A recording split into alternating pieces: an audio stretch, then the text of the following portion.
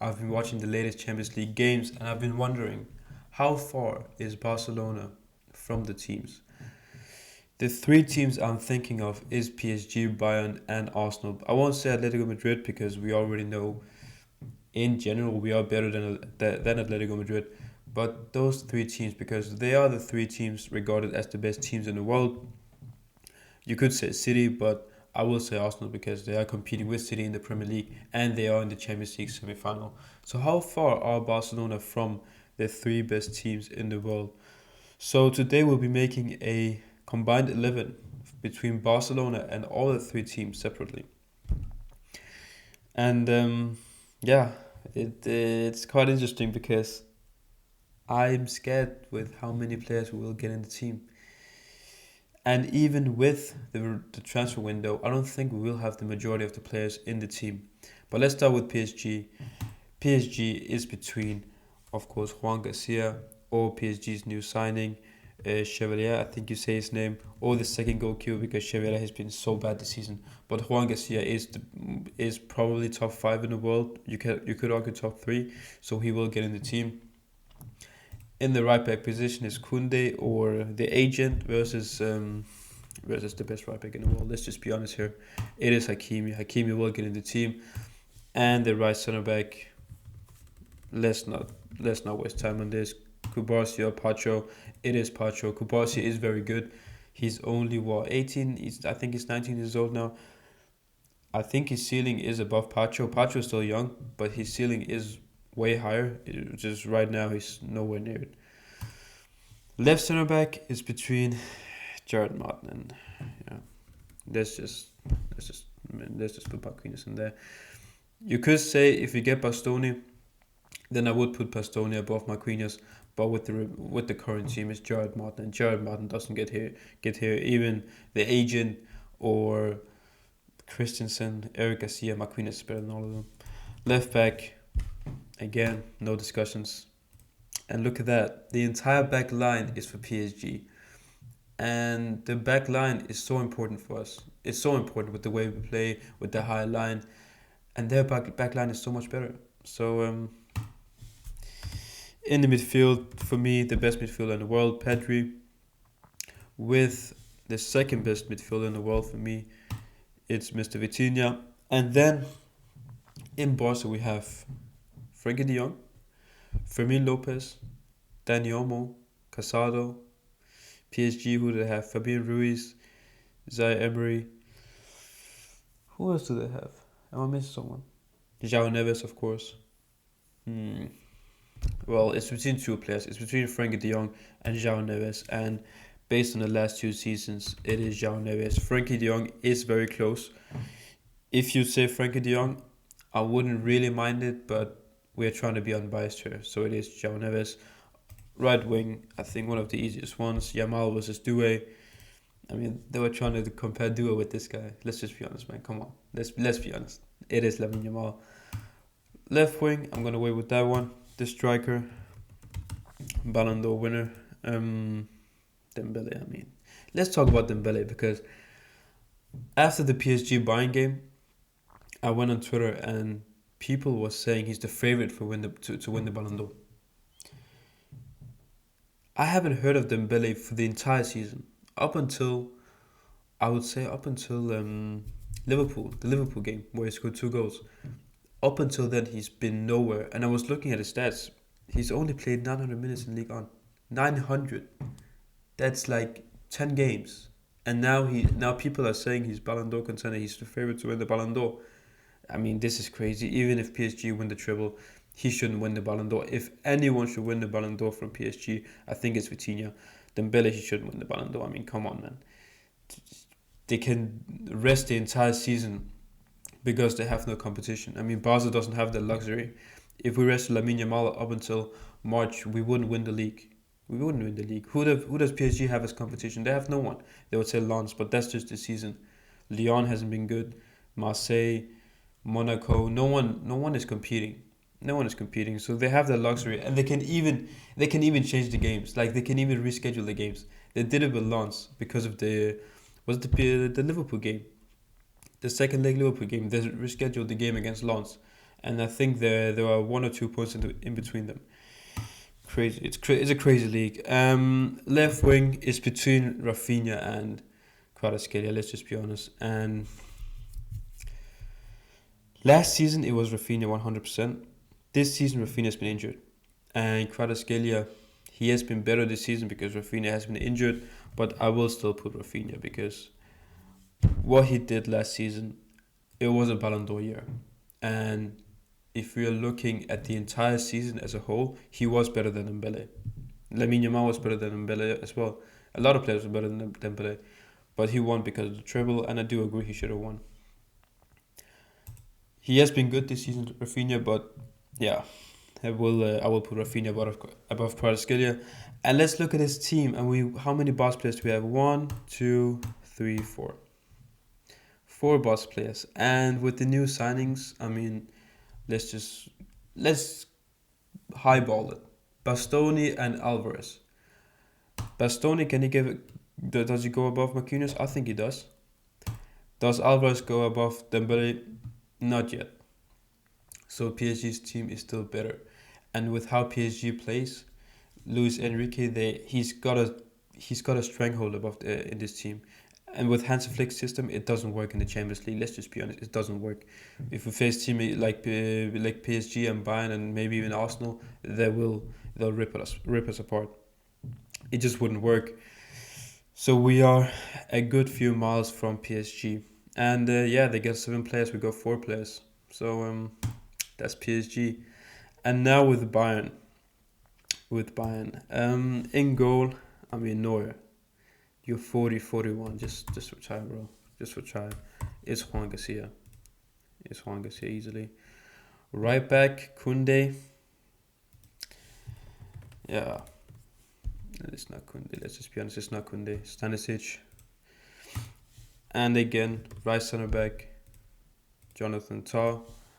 And Upamecano against Gerard Martin. I mean, Upamecano's been crazy this season. He does have the bozo genes. He does have those bozo genes where he makes mistakes, and it's always in the Champions League. He always makes mistakes in the Champions League. We saw it against Real Madrid. He nearly gave Vini a goal, but he is one of the best centre backs in the world. Left back, this is interesting because their starting left back is Davies, but he's been injured a lot. Lima is playing left back and he's doing a very good job. For us, it's Balde who he's been like this, and Cancelo who's been here since January and he has been playing well. But if I'm being honest, it is Lima. It is Lima. I think this ceiling, Balde has a higher ceiling. You could say Davies has a higher ceiling than Balde. Davies has hit the higher peak so far, but for right now, it's Lima. In the midfield, no questions asked, it's Pedri and Kimmich, of course. And then for this third spot, because you're probably wondering about the right wing. Will I put Lamine Yamal? Will I put Olise? You know I'll put Lamine Yamal, but we can have a combined 11 without putting Mr. Michael Olise. So we will put him in the 10 because we know he can play in the 10. So there we go. And then of course the baby goat up top, the best striker in the world so right now. And on the left, well done Diaz, but it's Rafinha, let's just be honest. And let's count again. 1, 2, 3, 4.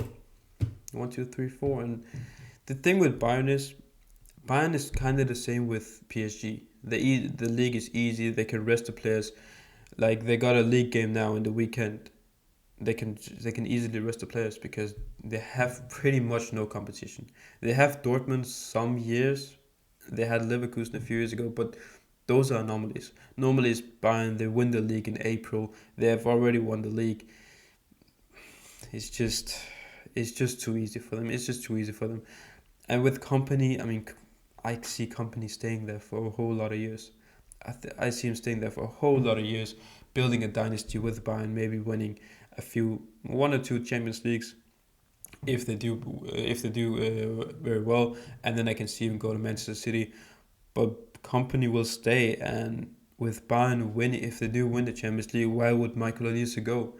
I see Real Madrid fans fantasizing about Olise coming to Real Madrid. I mean, Vini Mbappe and Ulisse, they think that would work. They honestly think that would work. And they think Ulisse would leave a Champions League winning team if they do win to Real Madrid, where Mbappe is. Ulisse want to be the main man. And Harry Kane, he's getting, what is he, 34? 34, 30, 33, 34 years old. He's getting old. Ulisse is the main man, and he'll stay there. He'll stay there, let's just be honest. He'll stay there. He won't come to Barca because we have Lamine. He won't come to Real Madrid because he want to be the main man. He'll stay there. So Bayern are a big threat. So yeah, 4 players again. And again, if you get Alvarez, does he go above Kane? No. If you get Bastoni, does he go above Upamecano? I mean, you could say no. You could honestly say no. This season, Upamecano is above Bastoni. So even with the biggest highball signings, Bayern will still have more players in the team. Lastly, Arsenal. And look, there's a lot of Arsenal hate. I don't hate Arsenal. I actually like Arsenal. So I will be unbiased here. And maybe some people will be saying that I will put too many Arsenal players here. That's just Arsenal hate. Because in goal is David Raya. He is better than Juan Garcia. I watch a lot of Arsenal games. He is better than Juan Garcia. Distribution, shot stopping, you could say they're kind of equal. Raya isn't as tall as Juan Garcia, but Raya is better. And right back is no questions asked. I mean, Kunde's ass. He's straight cheeks, bro. And next to him, this is probably the easiest ones. Gabriel and Saliba. For me, the 2 best center backs in the world. And left back is Calafiori. I mean, when this guy plays, he's a unicorn. He can do everything. He can defend. He defends like a center back because he was a center back. He goes up and down the left flank like crazy. His crosses are amazing. Look at his cross against Bayern with the Madueke goal. He's a unicorn. He can do everything. In the midfield, Pedri and Rice. Rice is being disrespected a lot. For me, he's a top 5 midfielder in the world. And the last one for Arsenal, there's Zubimendi, Odegaard, Eze. Who else is that? You could put Daumann, but he's right winger. Those are pretty much the 3 main players. And for Barcelona, obviously, it's Frankie, Gavi, I didn't mention him before, Pedri's there, Fermin, Olmo. It's Frankie de Jong, let's just be honest. Zubimendi, the start of the season, the first 6 months, he was amazing. But the last few months, he hasn't been great. He's dropped the form a lot. And they've changed the tactics where Declan Rice would drop in the 6 and Zubimendi kind of playing in these little holes, but it doesn't fit Zubimendi's style of play. I think it does fit Rice, but they're not utilizing Zubimendi's main qualities. So it is Frankie de Jong. He has been injured a lot this season, but when he's playing, I mean, he is absolutely amazing. And if he was fit against Atletico Madrid in both games, I think we would be in the semi-final right now. Right wing, Saka. I like Saka, but it is Lamine Yamal, no questions asked. Left wing, I mean, Arsenal's attack is kind of dead, so is Rafinha. And then up top, Lewa, Ferran for Barca, Gyökeres, Jesus, Havertz for Arsenal. Let's be honest, guys, it's Gyökeres. It is Gyökeres, 100%. 60 plus goals last season. He scored the most goals in Europe. I think Mbappe won the Golden Boot because of the coefficient goal scoring value. But come on, guys, it is Gyökeres. I mean, if we had Gyökeres in this team, with the amount of crosses Lamine Yamal would give him, he would score 25 to 30 in the league, 25-30. And Lamine would have so many more assists. He would be competing for Olise for the assist record this season. So yeah, that's the combined 11 between Arsenal. And how many boss players do we have? 1, 2, 3, 4. 1, 2, 3, 4. And with Arsenal, the case is they have a lot more money than us. They will upgrade. They also want Alvarez. I mean, they have Gyökeres. They already have a better striker than us, and they want Alvarez on top. The defense is crazy. I don't think they'll touch the defense. I think with their midfield, they will go with Zubimendi, Rice, and Eze. They should go for a new left winger because who do they have? Martinelli and Trossard. Fries. Saka is good. and they want Alvarez. So Arsenal are going up, and if we don't get Alvarez, then fries. This is crazy. We are not so far behind, but we are behind. I would say the teams we're behind. We're behind City. I haven't even mentioned City. We are behind City. They have a way better team than us. They have a better manager. We're behind Arsenal. We're behind PSG. Bayern. I mean, we're probably the fifth best team in the world right now. You could argue Real Madrid, but this season we've seen Real Madrid being better. But as I mentioned in my last video, if they do get Jose Mourinho, it's scary, man. It's scary. So yeah, that's my combined 11 with the three best teams in the world. Let me know what you guys think. Let me know if you would have other players, and make sure to like and subscribe, because I mean, I've just started this channel, so I want to get 500 subs. So please subscribe, and make sure to share it with your friends as well. Anyway, guys, take care.